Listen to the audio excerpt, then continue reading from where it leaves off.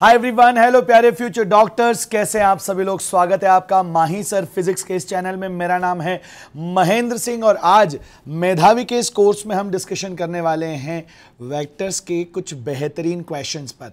Vector के मैं 2 lectures upload कर चुका हूं जिसे आपने देख लिया होगा। पहले लेक्चर्स में हमने बेसिक्स को कवर किया था, कंपोनेंट्स को कवर किया था, वेक्टर के रिप्रेजेंटेशन को कवर किया था और सेकंड लेक्चर में हमने वेक्टर एडिशन और सब्ट्रैक्शन को कवर किया था। आज इन्हीं सभी टॉपिक्स से रिलेटेड क्वेश्चंस हम डिस्कस करने वाले हैं और वो सवाल होंगे हमारे एमएस मॉड्यूल के। ठीक है बेटा, एक ऐसा मॉड्यूल जो आपकी प्रिपरेशन को लेवल बाय लेवल ऊपर लेकर जाता है। हर तरह का सवाल जो शुरू होता है बेसिक से और फिर पहुंचता है एक अच्छे लेवल पर, एक एडवांस लेवल पर। ठीक है, सो नाम ही इसका है बेटा MS module which level up your preparation. ये मॉड्यूल्स मैं अपने टेलीग्राम चैनल पर शेयर करता हूं। अभी मैंने बेसिक मैथ्स में डिफरेंशिएशन इंटीग्रेशन यानी कि कैलकुलस खत्म किया था और कैलकुलस के मैं क्वेश्चंस ऑलरेडी अपलोड कर चुका हूं। अब वेक्टर मैं आज आपको यहां प्रैक्टिस करा दूंगा, कुछ क्वेश्चंस आपको होमवर्क दूंगा। आपको ये कंप्लीट मॉड्यूल मेरा टेलीग्राम चैनल से मिल जाएगा जिसका लिंक आपको नीचे डिस्क्रिप्शन बॉक्स में मिलेगा। तो आइए शुरू करते हैं आज का ये सेशन। ठीक है,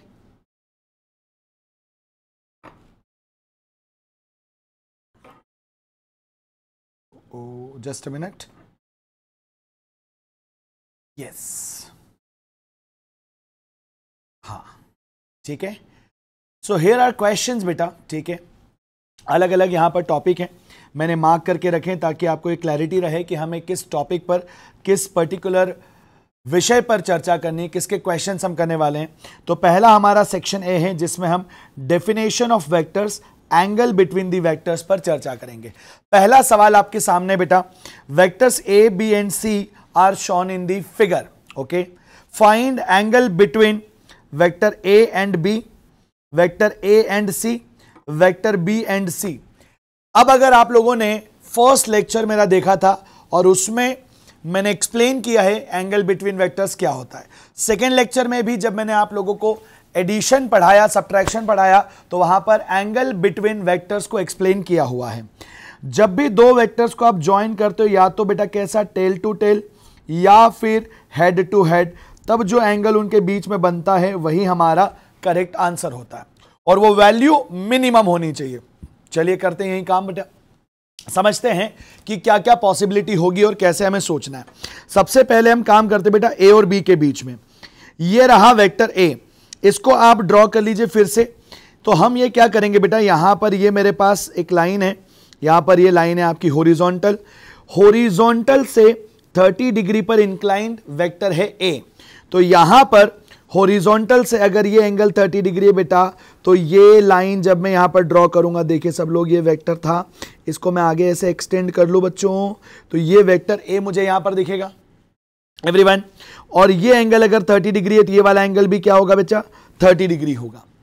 वेक्टर बी यहां से 45 डिग्री पर इंक्लाइंड है, तो वेक्टर बी को आगे बढ़ाते हुए यहां पर प्लॉट कर लीजिए आप, ये आपका वेक्टर बी होगा। और अगर ये एंगल 45 है तो ये वाला एंगल भी क्या होगा बेटा, 45 होगा एवरीवन। तो हमें चाहिए एंगल बिटवीन दीज 2 वेक्टर्स, मने कि सर ये वाले वेक्टर और ये वाले वेक्टर के बीच का एंगल चाहिए। अगर ये 30 डिग्री है तो ये 60 होगा, तो 60 plus 45 angle between A and B, जो आंसर है आपका वो हो जाएगा 105 डिग्रीज। क्या ये बात समझ आई सब लोगों को एवरीवन? बहुत सिंपल है, बहुत बेसिक है, बहुत आसान है। ठीक है, अब यहीं पर इसी जगह पर, इसी डायग्राम में वेक्टर सी की बात करते हैं। वेक्टर सी को आपने बोला हुआ है बेटा यहां से इस हॉरिजॉन्टल से 60 डिग्री पर, तो अगर ये यहीं पर आगे प्लॉट होता बेटा तो इधर हॉरिजॉन्टल से भी 60 डिग्री बनेगा। मतलब क्या मैं यहां से इसको 60 डिग्री पर बना लूं बेटा, ये वाला एंगल 60 डिग्री होगा आपका और ये हो गया वेक्टर सी। हमें वेक्टर को बस आगे एक्सटेंड करना है और जितना एंगल वो बना रहा था क्वेश्चन में जैसा बोला है वैसे ही एंगल हमको लेना है। ठीक, ये बात भी क्लियर हो गई। अब हमें पूछा किसके बीच में बेटा, ए और सी के बीच में। अब अगर ए और सी के बीच में एंगल चाहिए दो पॉसिबल आंसर यहां पर हो सकते हैं बेटा। मैं इसको फिर से आपको डायग्राम में बना के दिखा देता हूं ताकि कंफ्यूजन ना हो। ये हमारा हॉरिजॉन्टल एक्सिस है बेटा, यहां पर ये हमारा वर्टिकल एक्सिस है बच्चों।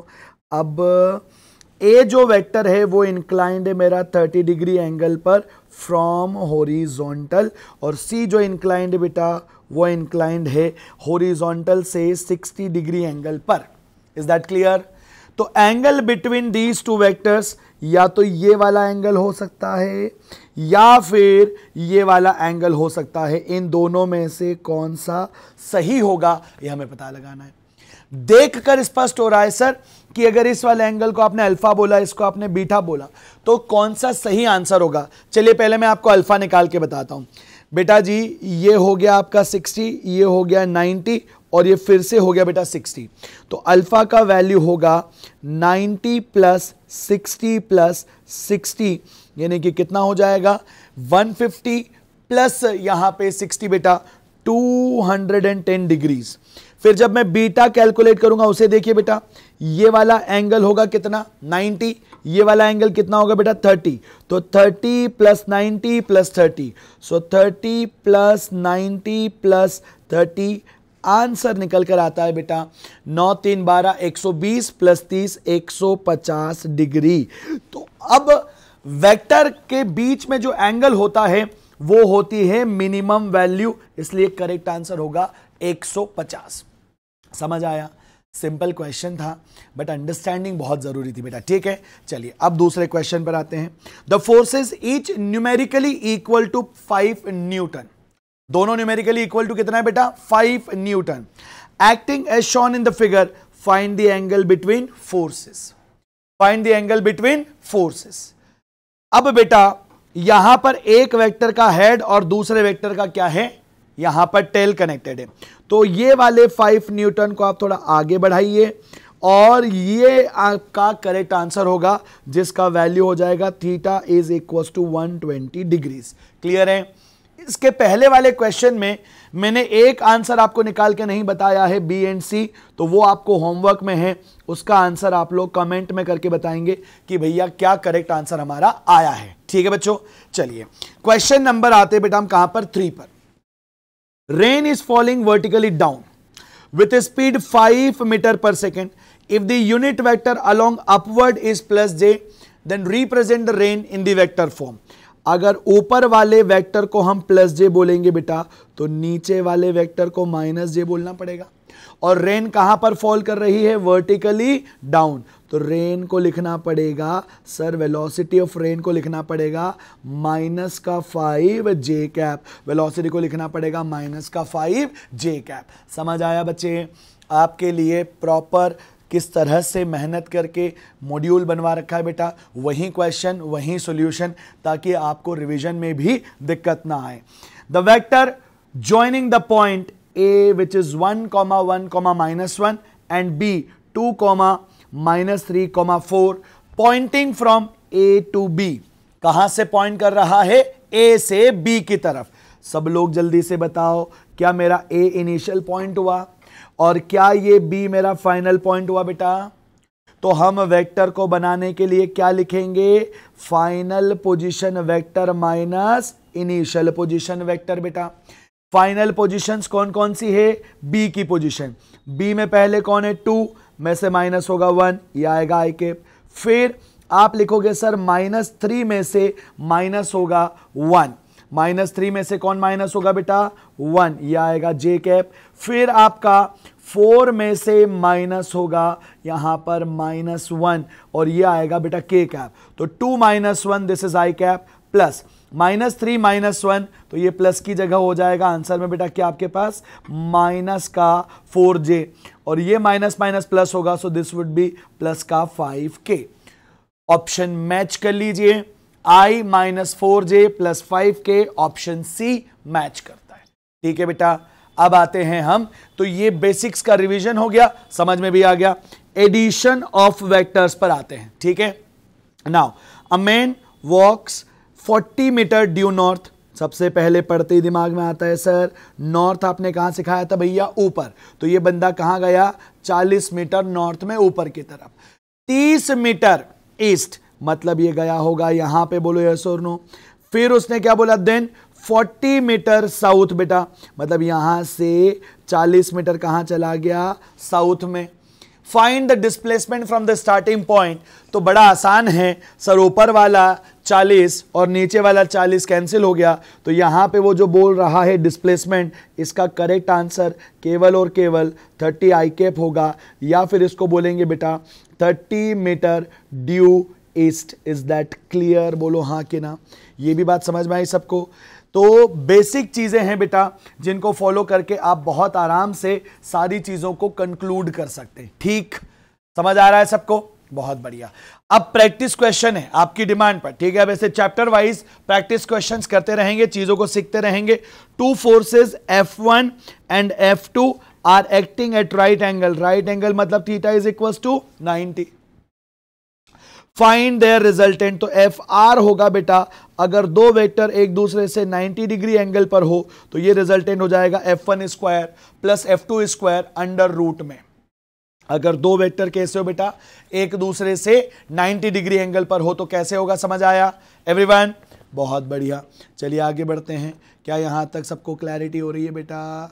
बहुत अच्छे, बहुत अच्छे, बहुत अच्छे, ठीक है। चलो आगे बढ़ते हैं, नेक्स्ट कहानी की तरफ चर्चा करते हैं। सर सवाल number 7, a vector of magnitude कितना बेटा 30 and direction eastward is added to another vector of magnitude 40 and direction northward. Find the magnitude and direction of the resultant with the east. तो बेटा एक वेक्टर है 30 जिसका direction कहां पर है, ईस्ट में, तो यहां से मुझे 30 प्लॉट करना चाहिए ईस्ट की तरफ, बोलो यस और नो। फिर यहां से मुझे 40 नॉर्थ में प्लॉट करना चाहिए, मतलब इस तरह से 40 बनाना पड़ेगा, बोलो हाँ कि ना। अब क्या ये 30 और 40 दोनों एक दूसरे से 90 डिग्री एंगल पर हैं? बिल्कुल भैया, अगर ये 90 डिग्री एंगल पर है तो इनका रिजल्टेंट निकालने के लिए पाइथागोरस थ्योरम यूज हो जाएगी बच्चों।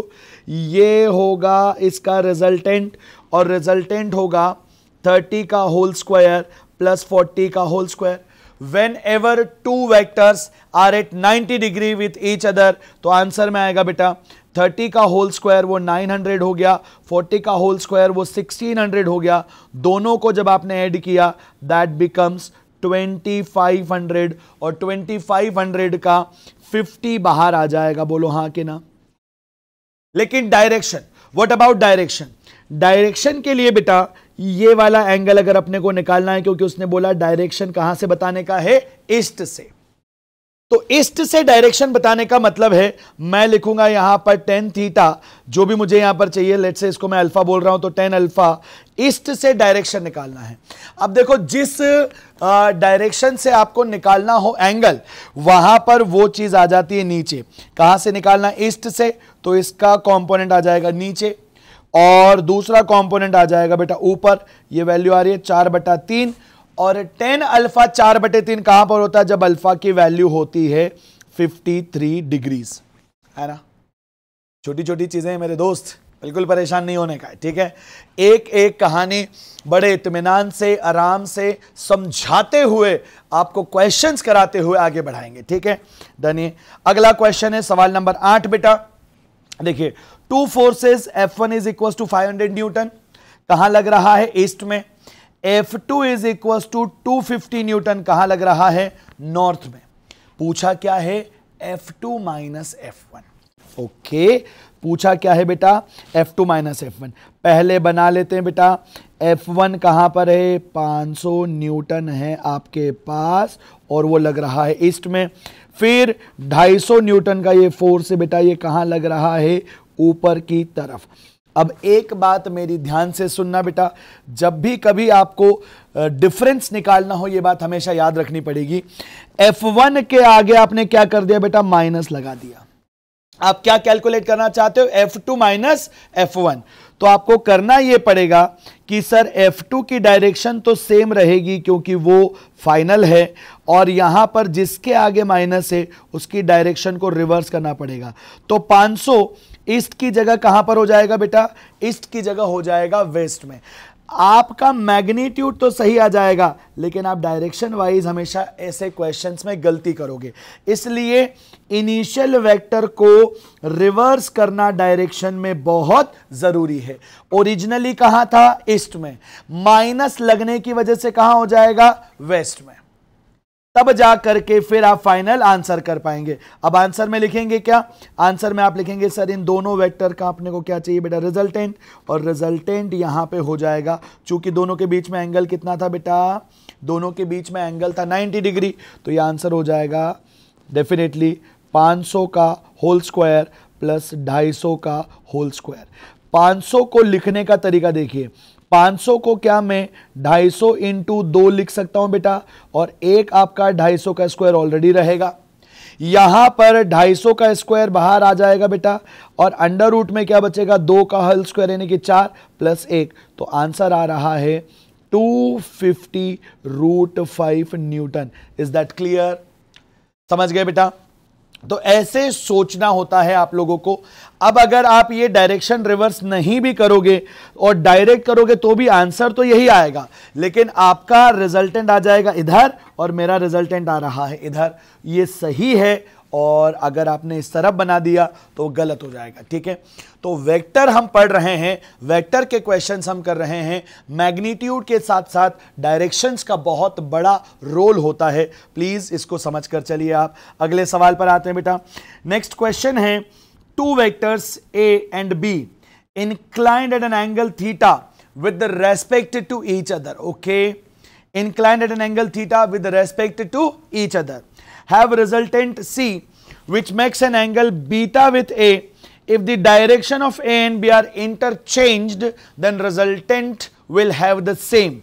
Okay, simple question है, समझते हैं। बोल रहा है, यहां पर डायग्राम बना के समझाते बेटा। मान लीजिए एक वेक्टर है आपके पास A, यहां पर एक वेक्टर है आपके पास लेट्स से B। ए और बी का पैरेललोग्राम लॉ से हमने रिजल्टेंट बनाया एंड वी फाउंड कि दिस इज माय रिजल्टेंट बेटा, this is my resultant. Okay, अब जब आप इस आर को लिखोगे तो ये आर में क्या लिखोगे? आर में आप लिखोगे सर ए का स्क्वायर प्लस बी का स्क्वायर प्लस लिखोगे 2ab cos थीटा। क्या लिखोगे बेटा? 2ab cos theta.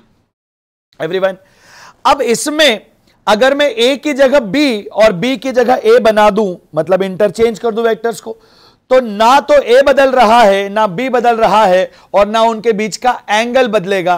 तो बदलेगा क्या? बदलेगा रिजल्टेंट का डायरेक्शन। क्योंकि अगर ए बड़ा हुआ, अब यहां पर ए बड़ा है तो रिजल्टेंट ए की तरफ झुका हुआ है बेटा। लेकिन अगर ये ए यहां बन जाएगा और बी यहां बनेगा तो ये रिजल्टेंट फिर ऐसे हो जाएगा। तो जब भी कभी दो वेक्टर्स को आप आपस में इंटरचेंज करोगे तो उसका डायरेक्शन चेंज होता है, लेकिन उसका मैग्नीट्यूड सेम रहता है। इसलिए इसका करेक्ट आंसर होगा first option which is a, that is इस रिजल्टेंट का मैग्नीट्यूड सेम रहने वाला है। क्या ये बात भी क्लियर हो रही है दोस्तों?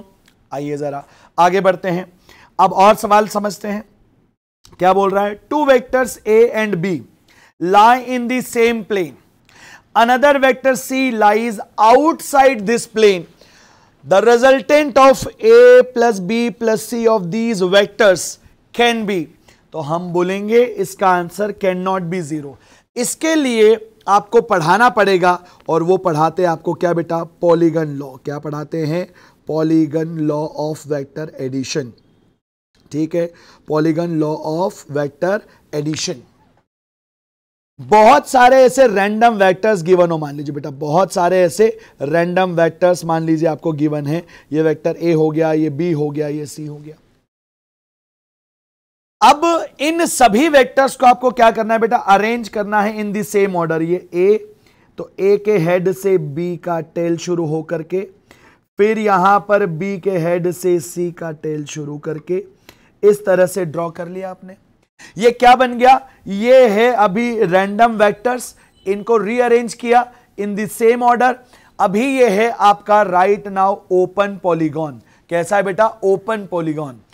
इसको क्लोज करना है बेटा। क्या करना है? इसको हमें क्लोज करना है इन द रिवर्स डायरेक्शन। इसको क्लोज करना है इन द रिवर्स डायरेक्शन। तो ये जो क्लोज आपने किया यही इसका क्या हो जाएगा, रिजल्टेंट। पॉलीगन लॉ बोलता है कि बहुत सारे वेक्टर्स को जब आप सेम ऑर्डर में लिख करके क्लोजिंग साइड को अगर रिवर्स ऑर्डर में लेते हो तो ये क्या बन जाएगा बेटा, ये बन जाएगा आपका रिजल्टेंट। अब इसमें एक बहुत मजेदार ट्विस्ट है।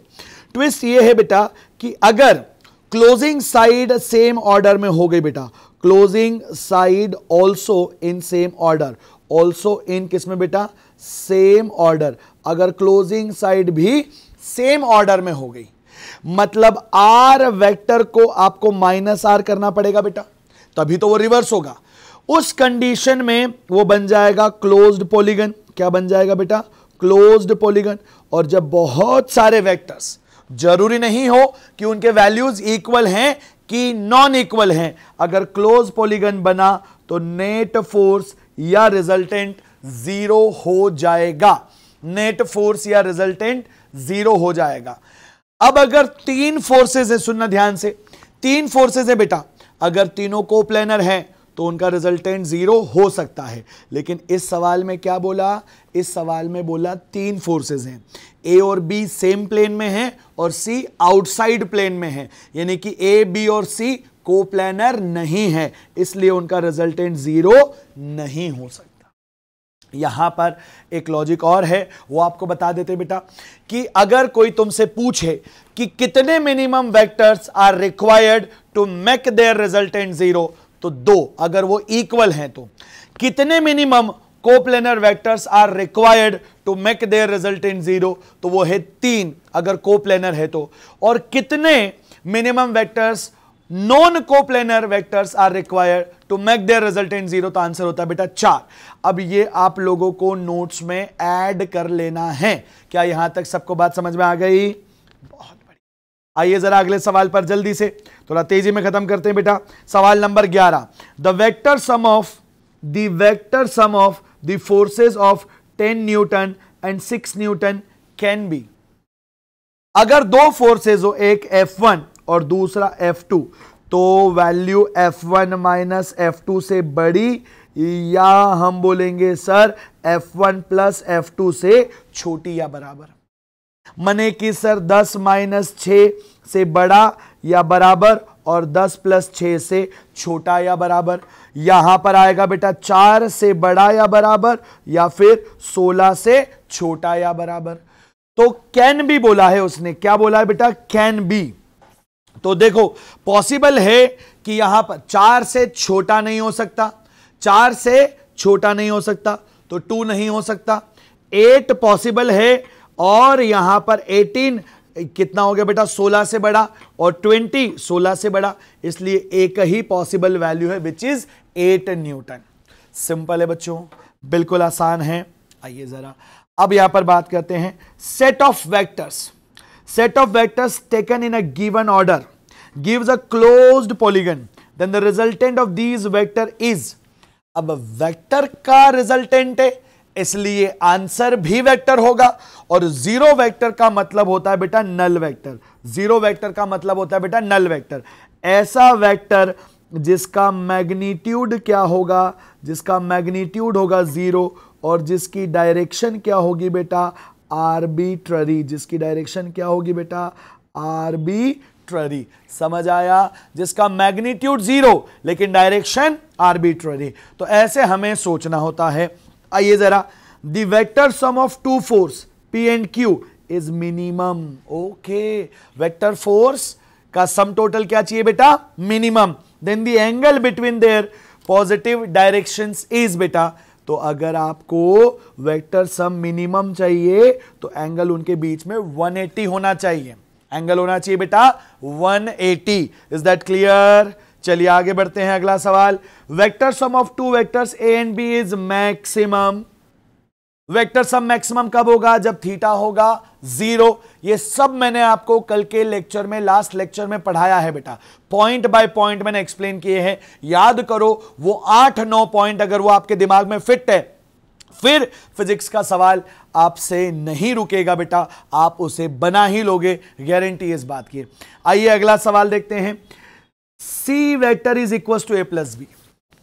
इतनी सी लाइन से यह समझ में आ गया कि सर ए और बी जो रिजल्ट, ए और बी वेक्टर है उनका रिजल्टेंट होगा C. C is the resultant of A and B. Also magnitude of A and B and C are 12, 5 और 13. The angle between A and B. बहुत सिंपल क्वेश्चन हो गया ये. अब सुनिए, अगर C की वैल्यू की हम बात करें तो वो कितनी है बेटा 13, A की वैल्यू कितनी बेटी 12 और B की वैल्यू कितनी बच्चे 5. क्या ये तीनों की तीनों वैल्यू ट्रिपलेट नहीं सेटिस्फाई कर रहे हैं क्या बेटा, जो कि पाइथागोरस थ्योरम को सेटिस्फाई करेंगे? तो होना चाहिए सर कहीं यहां पे 12, कहीं यहां पे 12, कहीं यहां पे 5 होगा, कहीं यहां पे 5 होगा, तब ना इसका रिजल्टेंट ये 13 होगा बेटा. बोलो हाँ कि ना? तब जाकर इसका रिजल्टेंट क्या होगा 13. मतलब ए और बी के बीच का जो एंगल है वो क्या होना चाहिए 90 डिग्री. सोचो जरा सब लोग जल्दी से, आराम से, इत्मीनान से. क्या डिसाइड किया बेटा हमने? ए, बी और सी तीनों इस तरह से दिए हुए हैं कि दे आर सेटिस्फाइंग ट्रिपलेट बेटा. अगर ट्रिपलेट सेटिस्फाई करे तो पाइथागोरस थ्योरम सेटिस्फाई करनी पड़ेगी, और पाइथागोरस थ्योरम सेटिस्फाई तब हो सकती है जब यहां पर ए और बी के बीच में एंगल कितना हो बेटा 90 डिग्री हो. यह भी समझ आ गया सबको? आगे बढ़ते हैं. अगला सवाल, if P plus Q is equal to P minus Q then theta is angle between P and Q. तो यहां पर हमें बताना है कि Q का वैल्यू किसके बराबर होगा. ये क्वेश्चन थोड़ा मैं कंप्लीट कर देता हूं बेटा. तो Q का वैल्यू किसके बराबर होगा? अब अगर P को Q में जोड़ा और वो अगर यहां पर P माइनस Q के बराबर है, ये तभी पॉसिबल है बेटा जब ये Q वेक्टर 0 होगा. क्योंकि जब P में 0 जुड़ेगा, जब P में 0 जुड़ेगा बेटा, तो आंसर क्या बचेगा आपका P प्लस 0, यानी कि आंसर वुड बी P. और जब P माइनस Q करोगे और Q एक्चुअल में 0 है तो 0 माइनस होकर भी बचाएगा बेटा केवल P. तो आंसर आएगा, अगर P plus Q is equal to P minus Q है तो Q को कंपलसरी 0 होना पड़ेगा. क्या ये बात भी सबको चमक गई एवरीवन? बहुत बढ़िया. आइए जरा अगले सवाल पर चर्चा करते हैं. द सम एंड डिफरेंस, यानी कि R और D. किसी ने अगर लास्ट लेक्चर नहीं देखा हो तो बेटा पहला काम तो ये करिएगा कि उसे देख लो, ठीक है? चाहे 2x स्पीड पर देखो, अपलोड कर चुका हूं. मेरे पास लाइव क्लासेस लेने का वक्त नहीं बन रहा है, तो मैं जैसे मुझे समय मिलता है वैसे मैं आपके लिए रिकॉर्ड करता हूं, और एक फिक्स्ड टाइम जो हमने सेट किया है, रोजाना रात 8 बजे मैं आपके लिए लेक्चर अवेलेबल करवाता हूं बेटा. आप देख सकते हैं the kind of effort I am putting in, because कुछ अगर मैंने आपसे प्रॉमिस किया है तो I have to deliver that, ठीक है? बदले में आपका प्यार मिलता है, वो करना भी जायज है बेटा. तो आपको बस इतना सा इंश्योर करना है कि देख लेना है. अगर आपने ये मेधावी की सीरीज पूरी कंप्लीट कर ली, आप 0 से शिखर तक जरूर पहुंचेंगे 110%. सम होता है R, डिफरेंस होता है D. किसकी बात हो रही है बेटा? दो परपेंडिकुलर वेक्टर्स, यानी कि एंगल हो गया 90 डिग्री. अगर दो वेक्टर के बीच में एंगल 90 है तो एक बात तो कंफर्म है कि R और D इक्वल होंगे 110%. अब इसको सुनिए, उन्होंने यह भी कह दिया कि बेटा वो दोनों वेक्टर कैसे हैं? इक्वल लेंथ के हैं. मतलब A is equal to B भी है बेटा, magnitude of A is equal to magnitude of B भी है. अब इसे सुनिएगा, चाहो तो इसे नोट पॉइंट की तरह याद रख लो, समझ लो. अगर बेटा मैं यहां पर बनाऊं आपके लिए कहानी, इसे सुनिएगा जरा जल्दी से. ये एक वेक्टर है A, बड़ा बनाया. एक वेक्टर है बेटा B, उसको छोटा बनाया. फिर एक वेक्टर है B बेटा, उसको नीचे छोटा बनाया. ये है B वेक्टर, ये है माइनस B वेक्टर. ओके, तो यहां पर A और B का जब आप रिजल्टेंट बनाएंगे बेटा, so this will be the resultant of A and B everyone.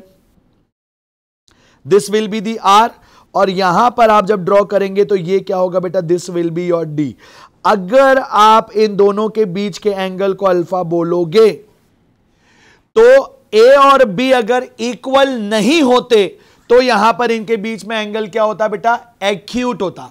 तो इनके बीच में एंगल क्या होता बेटा? एक्यूट होता. लेकिन यहां पर ये कैसे हैं? इक्वल लेंथ के हैं. तो यहां पे क्या होगा? इक्वल लेंथ होने की वजह से अगर मान लीजिए ये आपका यहां पर 1 यूनिट है, ये यहां पर आपका 1 यूनिट है, बना के दिखा दे रहा हूं बेटा, इधर नीचे भी क्या जाएगा आपका 1 यूनिट, इधर भी 1, इधर भी 1, इधर भी 1, तो 1 1 का जो रिजल्टेंट होगा बेटा वो 45 डिग्री पर होगा। यहां पे this angle would be 45 degree, और इधर भी जो रिजल्टेंट होगा बेटा that is also eight 45 degree. मतलब ये जो आर है और ये जो डी है, they are not only equal but also perpendicular to each other. तो अगर कोई भी दो वेक्टर्स इक्वल लेंथ के हो और एक दूसरे से म्यूचुअली परपेंडिकुलर भी हो, तो फिर उनका रिजल्टेंट और उनका डिफरेंस दोनों एक दूसरे से परपेंडिकुलर भी होंगे और इक्वल लेंथ के भी होंगे। तो R and D also perpendicular to each other and are of equal length, option D इसका सही होगा। हो रहा है पूरा वेक्टर रिवाइज बेटा। चलिए आगे बढ़ते हैं। अब रिजोल्यूशन ऑफ वेक्टर जो पढ़ाया था उस पर बेस्ड क्वेश्चंस भी हैं। फाइंड क्या पूछा बेटा, मैग्नीट्यूड ऑफ दिस। भाई इसका मैग्नीट्यूड निकालना तो बहुत आसान चीज है सर, ये क्या निकलेगा, आई के कोएफिशिएंट का होल स्क्वायर प्लस जे के कोएफिशिएंट का होल स्क्वायर प्लस के कोएफिशिएंट का होल स्क्वायर, 3 का होल स्क्वायर 9 हुआ, 4 हो जाएगा यहां पर प्लस हो जाएगा 1, ये आंसर आएगा बेटा √14 एंड खत्म। समझ गए बेटा। अब आपसे पूछा है if vector a is equal to 3i plus 4j then find a cap. a cap का मतलब है a unit vector, a cap का मतलब है a यूनिट वेक्टर, और वो होगा a वेक्टर बटे उसका मैग्नीट्यूड। इस a कैप को हम क्या बोलेंगे बेटा, 3i प्लस 4j, और बटे में इसका मैग्नीट्यूड हो जाएगा बेटा 5। ये रहा आंसर। ये मैं क्लास में भी करा चुका था इसलिए यहां पर रिपीट आया है, बोलो यस और नो। चलिए आगे बढ़ते हैं, क्वेश्चन नंबर 20 की बात करें बच्चों, क्वेश्चन नंबर 20 की बात करें। आओ जी। What are the X and Y component of 25 meter displacement at an angle 210 with the x-axis clockwise। Information बहुत इंपॉर्टेंट है क्योंकि एक्स एक्सिस से अगर आपको वेक्टर ड्रॉ करना है तो वो वेक्टर एंटी क्लॉक भी ड्रॉ हो सकता है और वो वेक्टर क्लॉक भी ड्रॉ हो सकता है। जब मैं 210 डिग्री बनाऊंगा बेटा तो यहां से मैं ड्रॉ करना शुरू करता हूं, और मुझे बनाना कैसा है, इसे क्लॉकवाइज डायरेक्शन में। तो यहां से जब घूम के आऊंगा बेटा तो ये तो 180 हो गया, ये है पॉजिटिव एक्स एक्सिस। इस पॉजिटिव एक्स से यहां पर अगर आया तो ये 180 चला बेटा, और 180 में 30 और ऐड होगा तब जाकर के वो फाइनल वैल्यू बनेगी। तो ये वाला वैल्यू 30 डिग्री, ये वाला वैल्यू 180 बेटा, तब जाकर टोटल एंगल हो गया 210, और ये वैल्यू कितनी हो गई आपकी 25 मीटर के दो कंपोनेंट होंगे बेटा। एक होगा आपका x कंपोनेंट इधर -x में, एक होगा 25 का y कंपोनेंट बेटा प्लस j में, प्लस y में। तो आंसर होगा x कंपोनेंट जो होगा इसका वो होगा -25।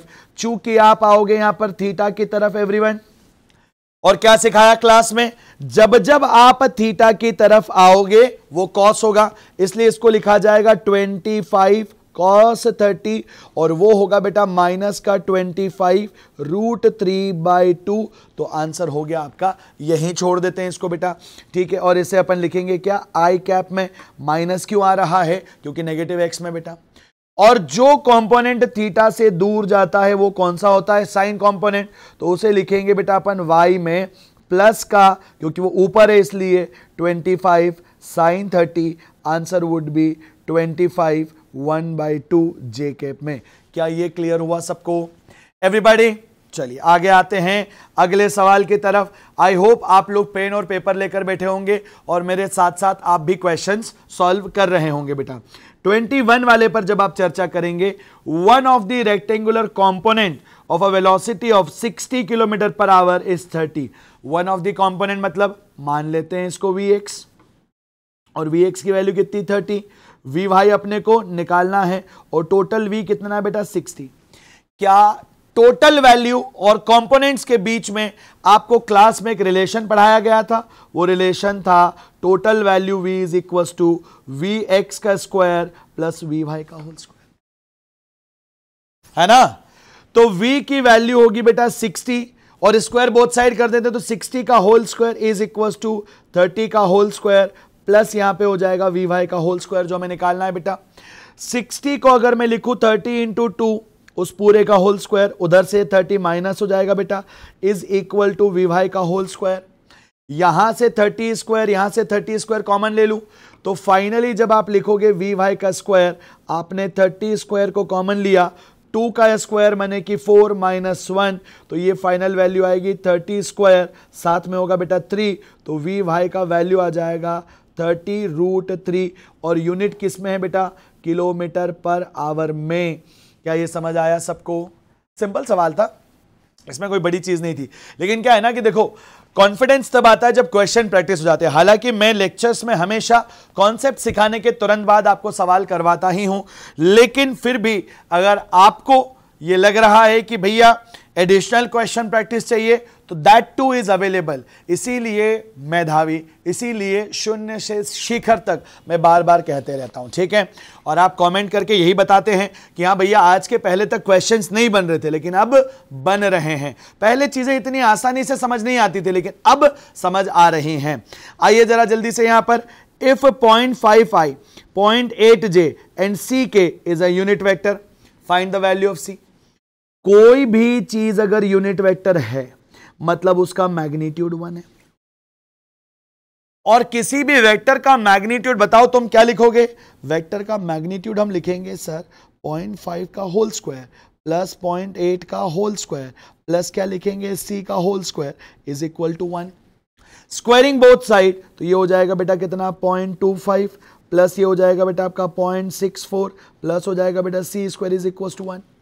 इन दोनों को जोड़ दें बेटा तो 5 और 4 9 आ रहा है, 6 और 2 8 आ रहा है, 0.89 plus c square is equal to 1। तो जब आपने फाइनली सॉल्व किया c square is equal to 1 minus 0.89 बेटा, तो वैल्यू आ गई आपके पास 0.11 एवरीबॉडी, तो c का आंसर आ गया √0.11।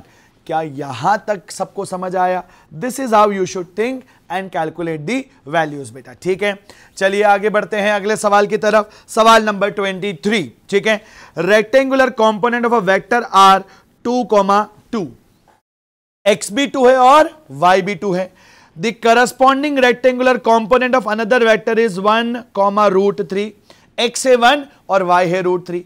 Find angle between two vectors. ये थोड़ा अलग किस्म का सवाल है, इसे कैसे बनाना है उस पर चर्चा करते हैं। ऐसे कोऑर्डिनेट्स बना लीजिए बेटा, आप यहां पर बना लिए। इसे हम बोलेंगे ओरिजिन सिस्टम 0,0। यहां कहीं मेरा पहला वेक्टर होगा जिसको मैं बोलूंगा बेटा this is how I plot the value. ये पहला वेक्टर होगा और इसे हम बोलेंगे सर 2,2। एवरीवन क्लियर है? बहुत बढ़िया, बहुत अच्छे। अब जो दूसरा वेक्टर है उसमें 1,√3, मतलब इधर √3 और इधर 1, तो कहीं यहां पे होगा बेटा √3 की वैल्यू क्या होगी, तो भाई 2 से तो कम ही होगी, मतलब कि कहीं यहां पे होगा आपका vector.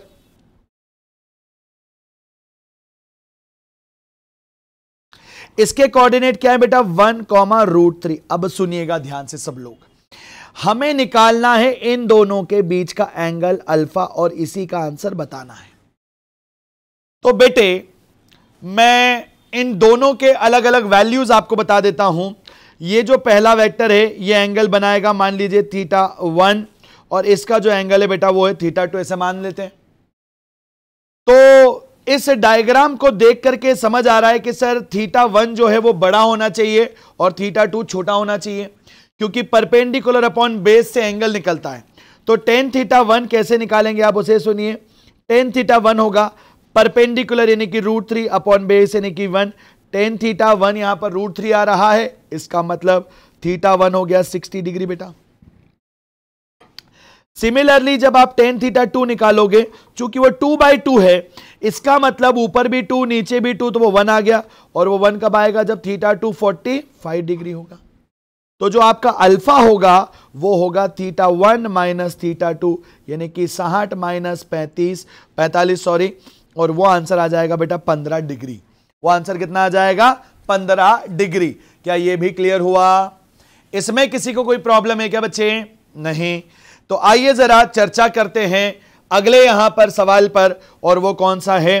The X and Y components of a force which is 2 newton and 3 newton of force is. Okay, X and Y component of a force 2 newton and 3 newton, तो ये बताना पड़ेगा 2 न्यूटन एंड -3 न्यूटन बोला है, तो x component अगर आपका 2 Newton है तो उसे तो 2i लिखना पड़ेगा, और y कंपोनेंट अगर -3 न्यूटन है तो उसे -3j लिखना पड़ेगा।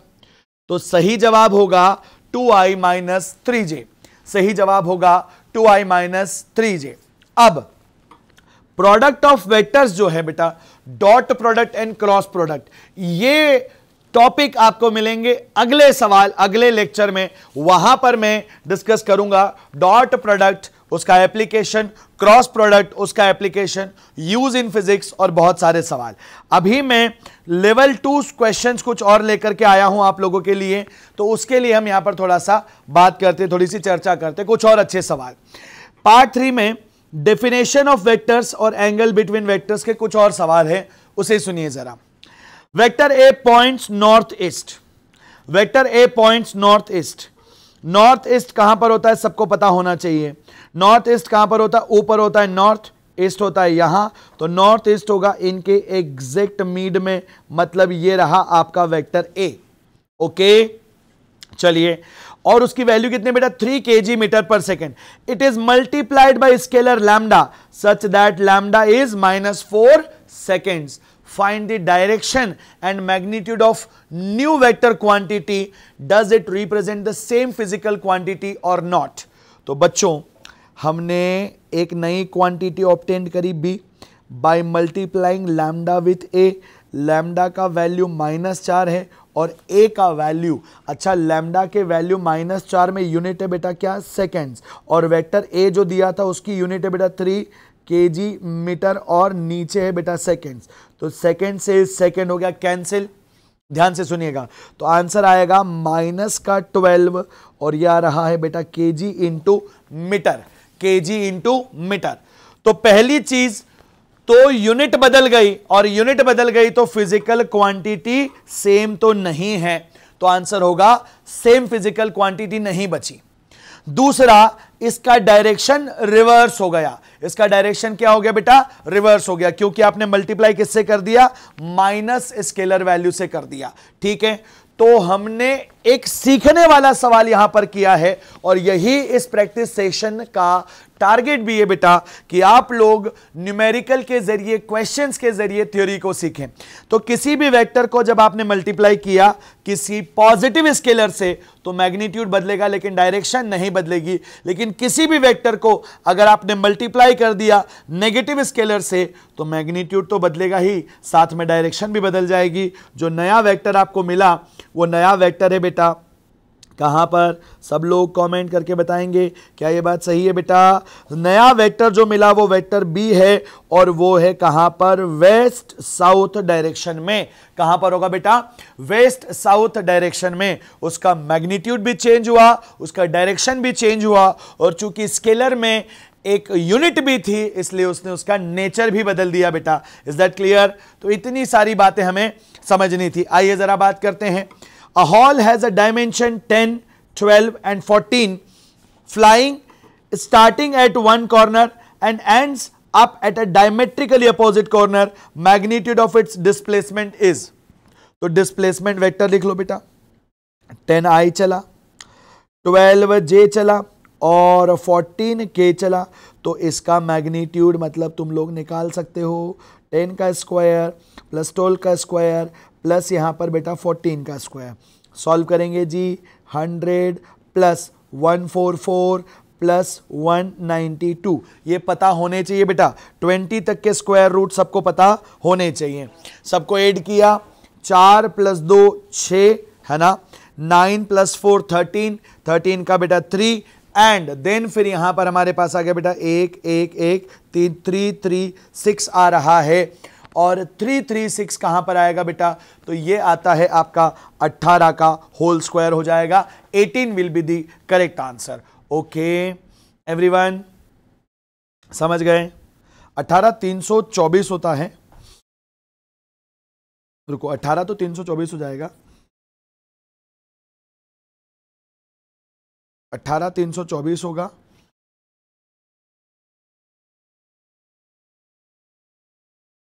192,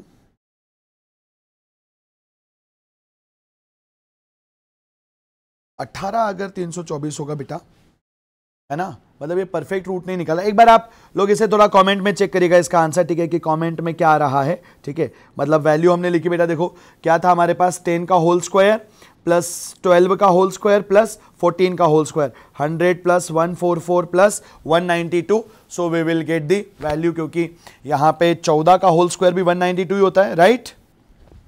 एक बार चेक कर लेता हूँ यार, है ना, कभी कभी चीज़ें ऊपर नीचे हो जाती है। 16, तो यहाँ पर देखो गड़बड़ आ गया, 192 आएगा ही नहीं, तो कितना आ रहा है बेटा यहाँ पर, 16 आ रहा है, 6 4 चौक 16, कैरी ओवर 1, 4 और 4 8 और 1 9, 196 होता है यार, 196 होता है। देखो हो गया ना गड़बड़, 196 होता है। अब अगर 196 है, करेक्शन करना पड़ेगा, 196 है जी, तो 196 है अगर, तो फिर हमें यहाँ पर फाइनल कैलकुलेशन में 6 4 10 आ गया 0, 9 4 13 और ये हो गया आपका 13 का 3, कैरी ओवर 1 ऑलरेडी है, तो वेट यार, इतना तो गलत नहीं होना चाहिए भाई, सीरियसली, मतलब मैं देखो, है ना, मुझसे जल्दी तो मुझे लगता है आप लोगों ने कर लिया। ये 4 अगर इसको अपन देंगे 200 होगा, 200 प्लस 100 300, 400, तो 440 आ रहा है ये तो,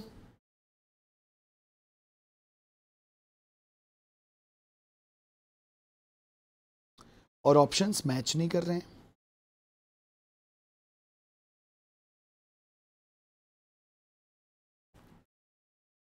हाँ, चेक करते हैं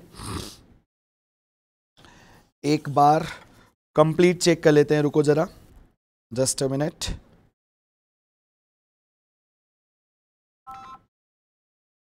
कॉल भी इसी वक्त आना था, yes we are checking guys, don't worry.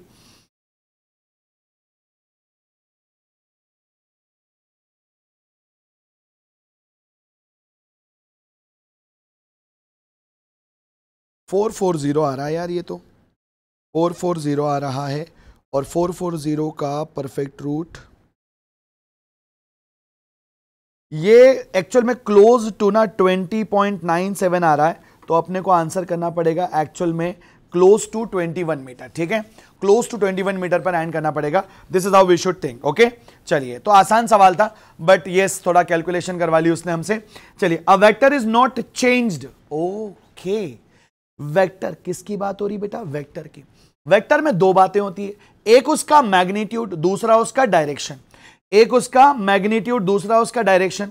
तो किसी भी वेक्टर को अगर तुम लिख रहे हो नॉट चेंज्ड, तो वो दो कंडीशन में चेंज नहीं होगा, जब उसका मैग्नीट्यूड कांस्टेंट रहे बेटा, और जब उसकी डायरेक्शन भी कांस्टेंट रहे। मैंने अब तुम सुनना यहां पर, ये दोनों चीजें कैसे फिक्स रखोगे।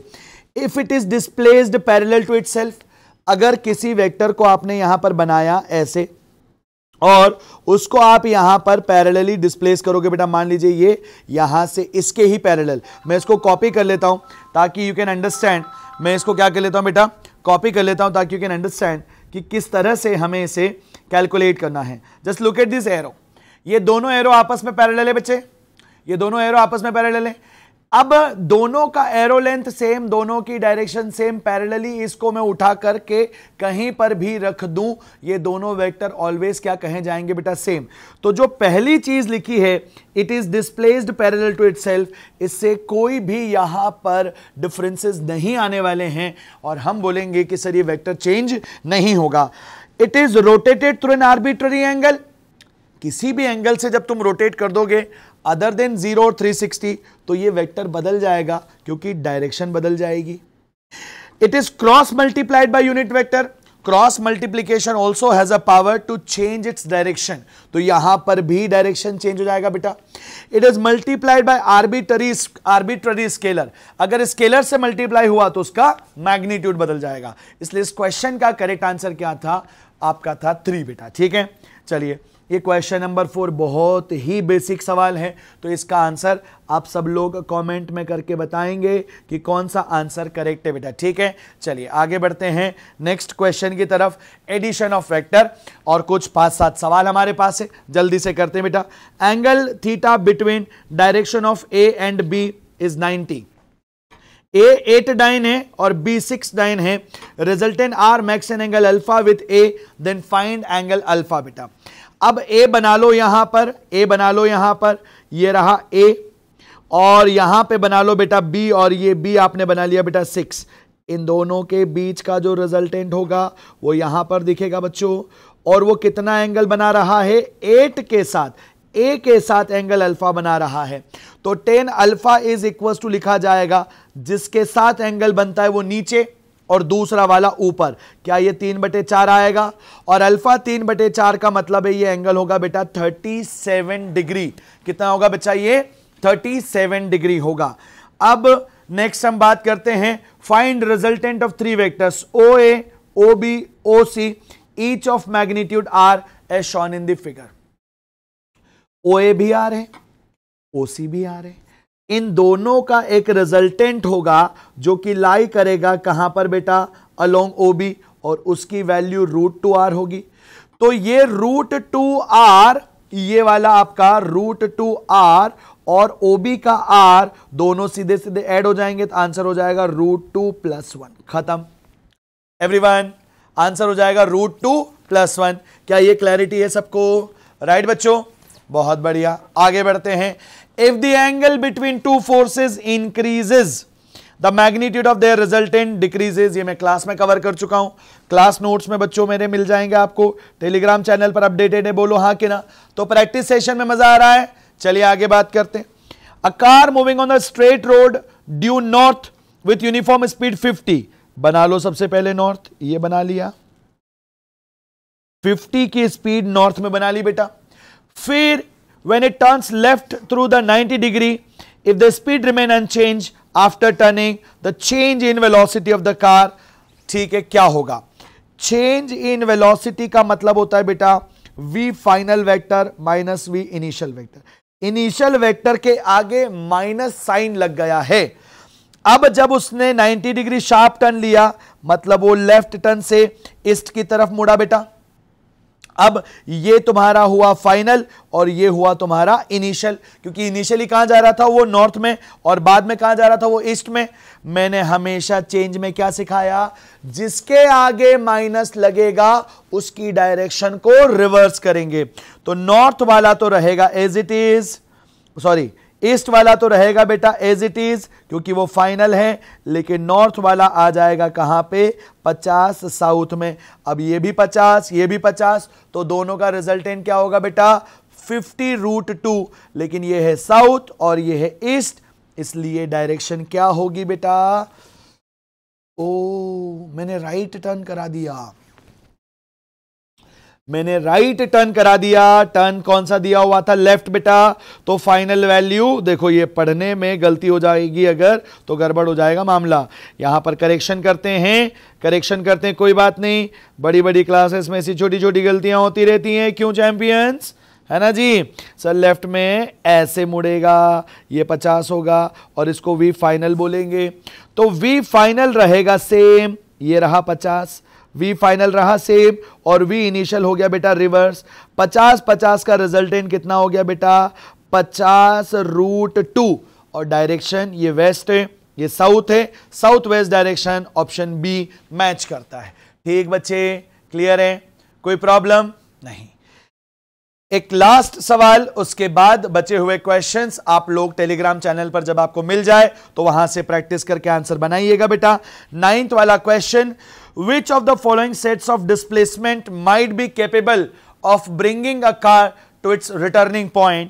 रिटर्निंग पॉइंट पर लाने का मतलब है नेट डिस्प्लेसमेंट का वैल्यू 0 होना।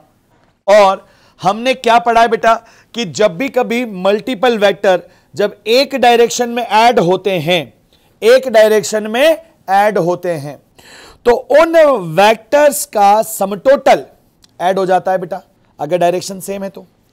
तो आपको इस तरह के क्वेश्चन में हमेशा ध्यान रखना है, सबसे बड़ा वेक्टर पकड़ो। एक क्वेश्चन करके बताता हूं बेटा, सबसे बड़ा वेक्टर पकड़ो, जैसे 90, और बचे हुए सभी छोटों का सम करो। सभी छोटों का सम क्या? 40, 20, 60, 10, 70। वो आ रहा है 70 विच इज लेस देन 90। मतलब ये तीनों सेम डायरेक्शन में लगकर भी 90 को संभाल नहीं पाएंगे। बहुत ज्यादा है ये 90, अकेला इतना ताकतवर है कि तीनों को मिलकर पछाड़ देगा। तो ये तो कैपेबल नहीं है वापस लाने का। फिर 200 से चेक करते हैं, इन तीनों को जोड़ोगे, 9 4 13, 130 और 4 170, ये भी कैपेबल नहीं है। 16, अब इन सबको जोड़ेंगे, 9 9 18, 5 23, 23 में ये ताकत है कि उनके बीच का कुछ एंगल ऐसा रखो कि उनका रिजल्टेंट 16 हो जाए बेटा। अगर सबका सम टोटल मोर देन बिगर वैल्यू हो तो फिर वो कैपेबल होता है उसे नेट जीरो बनाने में बाय सेटिंग एंगल। ठीक है, तो ये 9th वाला क्वेश्चन सबको समझ आया बेटा। उसके बाद 10, 11 और एडिशन में 12, 13, 14, 15। ठीक है, उसके बाद रिजोल्यूशन ऑफ वेक्टर पे 2-3 सवाल हैं, और प्रोडक्ट ऑफ वेक्टर्स जो है बेटा अभी अपन लोगों ने पढ़ा नहीं है। तो कुल मिलाकर मैं आपको 15 जो है टोटल 17 सवाल थे, 18 सवाल थे, उनमें से 9 मैंने करा दिए बेटा, और 9 क्वेश्चंस में आपको होमवर्क दे रहा हूं ताकि आप भी चीज़ों को क्रॉस चेक करें और समझें कि कैसे हमें सॉल्व करना होता है। तो ये जो नीचे और क्वेश्चंस हैं ये एक्चुअल में डॉट प्रोडक्ट क्रॉस प्रोडक्ट के बेटा, और ये तब होंगे जब हम ये कंप्लीट कर लेंगे। तो अभी के लिए इतना ही। आई होप आज की क्लास में पढ़ाई गई सारी चीज़ें आपको समझ में आई होंगी बेटा। ठीक है, तो अगर आप मुझसे मिलना चाहते हैं, मैं मिलता हूं आपको अनअकैडमी इंदौर के ऑफलाइन सेंटर पर। मेरा नाम है महेंद्र सिंह। ये चैनल आपका अपना है बेटा, इसे सब्सक्राइब कर लो। यहां पर मेधावी की सीरीज के जरिए हम फिजिक्स को समझने की, फिजिक्स में माहिर होने की, फिजिक्स में मेधावी होने की, शून्य से शिखर तक पहुंचने की कोशिश कर रहे हैं, और ये कोशिश निश्चित तौर पर आपकी सफल होगी क्योंकि आप मेहनती हैं, आप मेहनत कर रहे हैं। मैं मेहनती हूं, मैं मेहनत कर रहा हूं। आपके लिए हर दिन लेक्चर्स आते रहेंगे, इसी तरह से आते रहेंगे। आप बस देखते जाइए, प्यारे प्यारे कमेंट करते जाइए। तो आपसे अलविदा लेता हूं बेटा, मिलते हैं अगले लेक्चर में। तब तक के लिए wish all the very best, love you all, take care.